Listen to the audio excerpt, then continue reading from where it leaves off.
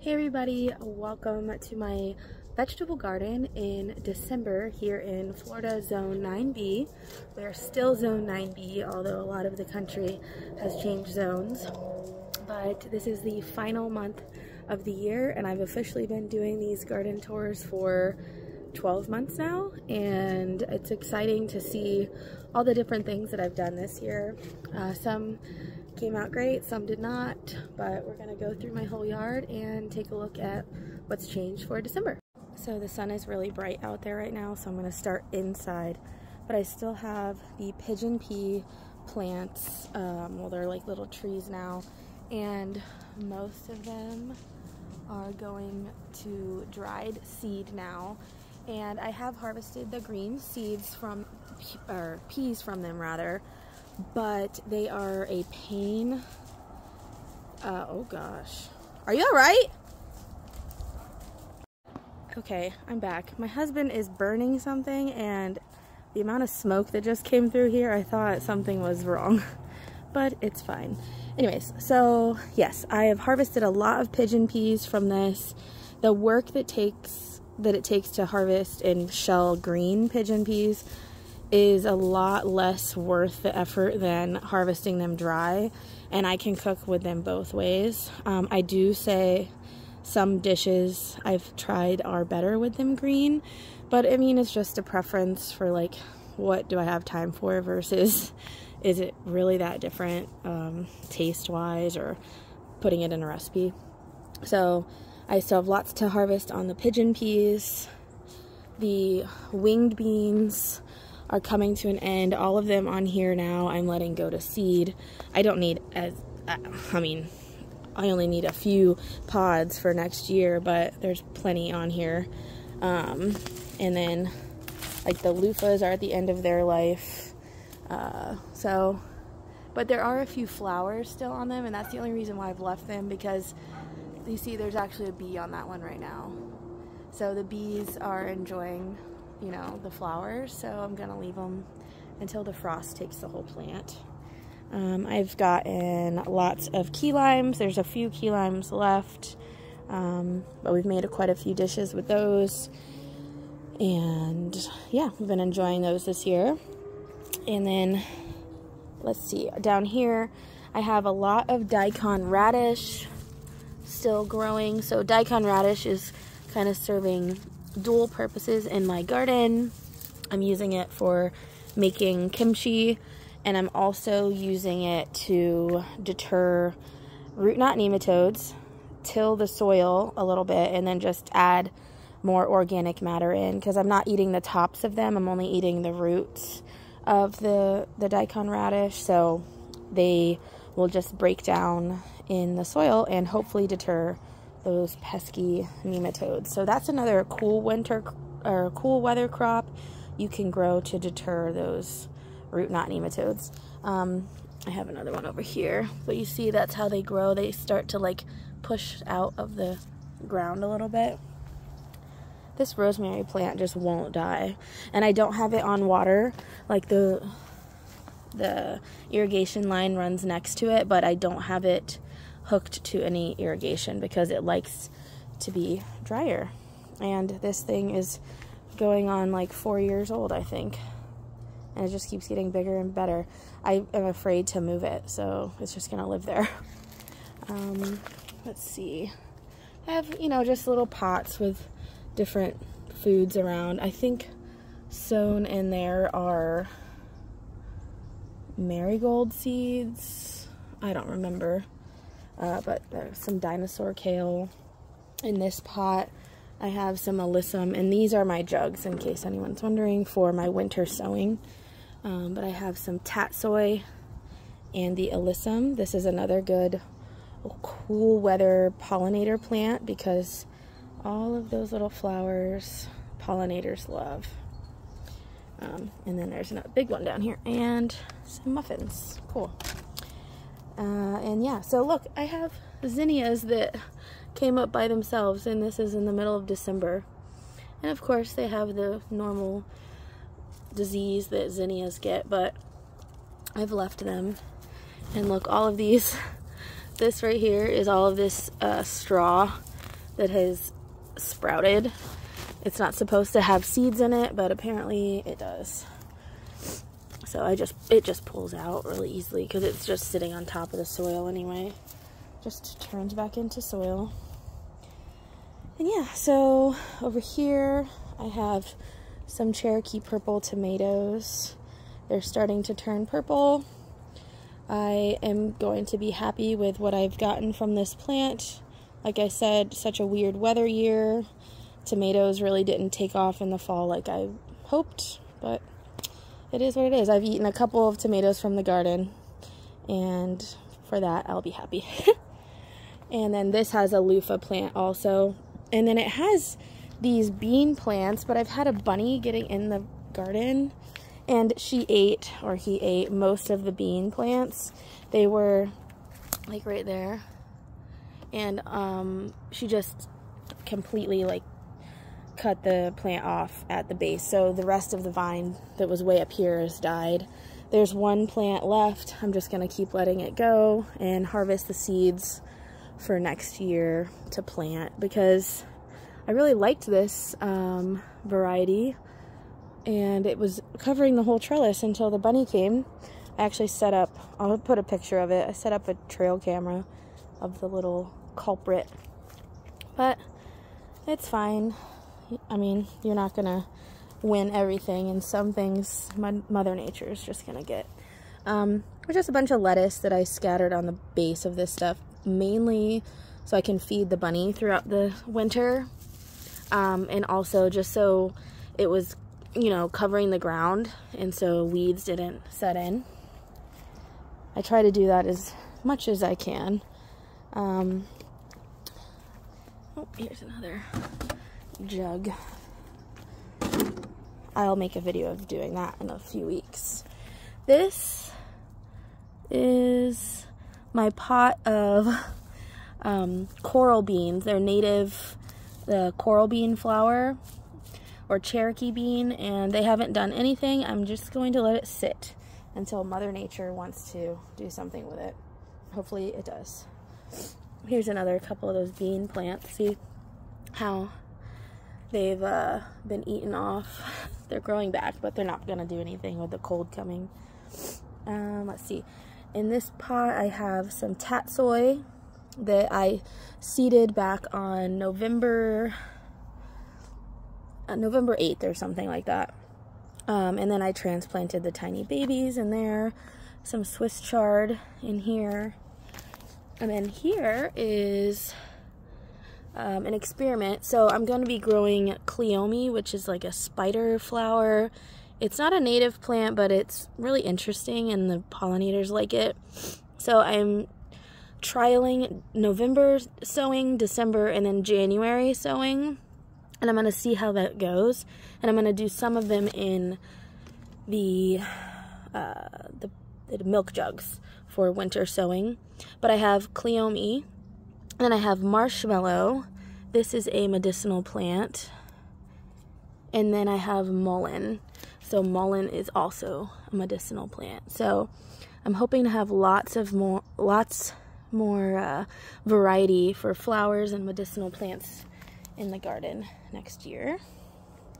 I just realized you can see this thing over here. Hold on. There. So these beds, pretty much the same, except they're just growing more. The calendula is starting to flower here. I left this one just because it was so pretty. But they are starting to flower, so I'll be harvesting these to make more calendula goodies for like skin type things. I have some tiny alyssum plants starting. You see, that's where a bunny has come. And then some tiny Swiss chards growing there. Then these kale plants are doing great. I've been harvesting those a lot. These kale are like thin enough you can like almost use them as a lettuce replacement or cook them down, more so than the dinosaur kale. I find that I don't like to eat that, you know, as like just raw. I like that cooked. And then the marigolds. I was going to deadhead them, and I started doing that, and then I realized what a pain that was going to be, so I'm just gonna wait till frost takes them all, and then all their seeds are falling, you know, as they're dying, so I'm just gonna let that happen. We have some baby plants growing here. I forgot what I seeded there, but I wrote it down, so I'll have to see. There's some baby like brassicas, I think. I can't remember. I don't know. I have some garlic growing here. I planted my garlic a few weeks ago. I have some there. I didn't have many. I wanted to test this variety. Last year I didn't have any luck with garlic, but now my garden is on drip irrigation, so I'm seeing how it does. So that's garlic there. This, let's see. Oh, so that is what that is. So these are these little tiny seedlings. Oh, I can't get it. That right there is an agastache, or what's the other name for it? Can't think of it, but it's a medicinal plant. And there's a few more. Good. So right around the drip line, they're coming up. This is another winged bean plant, just leaving it till the frost. But you see all the leaves are falling, and there was no disease on them, so I'm gonna let the leaves fall. They'll decompose and turn right back into soil. Yeah, because that is what that is. Okay. So those little agastache plants, my mind is not thinking of the other name, but I will put it on the screen. I have some edible sweet peas growing up this trellis, along with the coral honeysuckle. And then these beans have gone to seed. I need to pick those. We're gonna get a lot of rain today, so I don't want those to rot. So this will have edible sweet peas on it. There's some more, there's some turnip greens in there, some more daikon radish, some self-sown mustard greens. I'm walking over so much.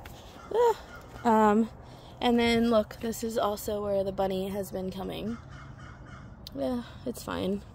I don't know why it's in one spot or the other. It doesn't eat everything, but it's fine. Oop, I'm standing in an ant pile. Lovely. So yeah, and then this is my Asian green bed. These are Komatsu mustard greens. I think I'm gonna pick some of those and cook them for dinner, just so they keep coming. And then I have my bok choys, and I've harvested those 2 or 3 times now. And I'll be on another, I'll probably maybe harvest some of the big ones for a meal. But I'm making, like I said, the kimchi to last me through the year. So we'll see how that goes. And then these are Napa cabbages. And you see they're starting to form their heads. So I have 2, 3, like a dead leaf in here. 4. So there's quite a bit. So this will make an interesting batch. So that was my main goal this year, is to make a year's worth of kimchi, because I use it a lot. I eat it almost every day, and it's great for your gut health.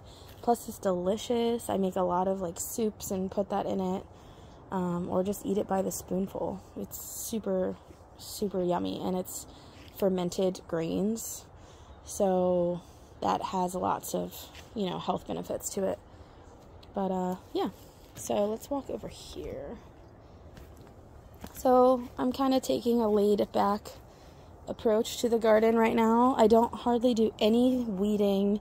Nothing's growing exponentially right now. There might be stuff laying around, but it's still productive, and I enjoy looking at it. So that's all that matters. This arugula, for some reason, is going to seed, but I give it to the rabbit. She doesn't mind that. It has a bitter flavor. So this section here had yard-long beans on it, and it has the winged beans now. I've just discarded all of those, and it's got lots of daikon radish and mustard greens growing as, you know, a ground cover.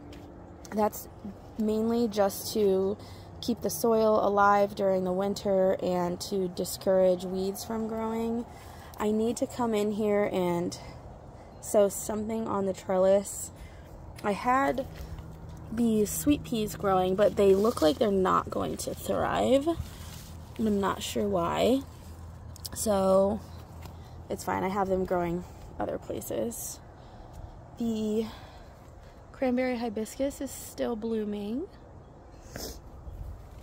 It's still really pretty over here. But the roselle hibiscus is not blooming.